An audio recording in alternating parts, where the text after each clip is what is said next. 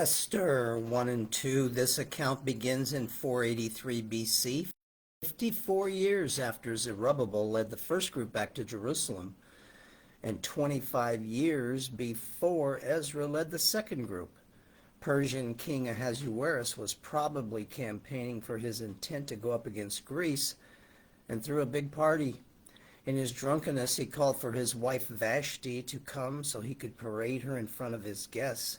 She refused to come, and through counsel, Ahasuerus agreed to remove her as queen and find another. The Jew Mordecai was raising his cousin Hadassah, who would be called Esther, entered her in the beauty contest, and she won. She was chosen as queen. Mordecai was moved into a position as judge at the king's gate and discovered a plot against the king. He notified Esther and saved the king's life. Now remember that we are witnessing the events in a pagan kingdom. We surely have many questions about how husbands should treat their wives and whether it was appropriate for a Jewish woman to offer herself to a pagan king. But the focus we will take here is the one of the sovereignty and providence of God. God knows the future, and he orchestrates events and uses people to accomplish his purpose. God knows he will need a king who will allow Ezra to lead people back to Jerusalem.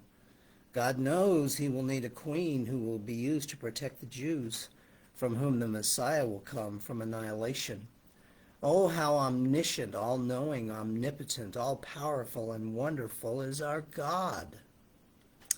Acts 5, 1 through 21, Ananias and his wife Sapphira sold a piece of property and then lied about the price they got for it. They kept some of the money and yet apparently fabricated the story that they had given the entire amount to the apostles. Peter makes it clear that they weren't required to give any money, but the problem was that they had lied to try to make themselves look good. Both of them dropped dead. God is in charge here and is making a statement for the purity of his church. Christianity is a relationship and fellowship with Christ, and God reveals his heart regarding those who turn it into something else.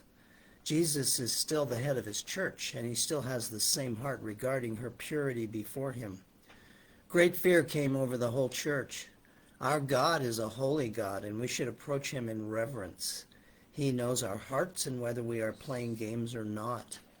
Many signs and wonders were taking place at the hands of the apostles, confirming their message and the power of the Holy Spirit.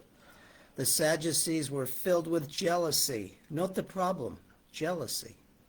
They had the apostles put in jail, but during the night an angel of the Lord opened the gates, brought them out, and told them to go preach in the temple. Wow. What an amazing time for the early church of Jesus Christ.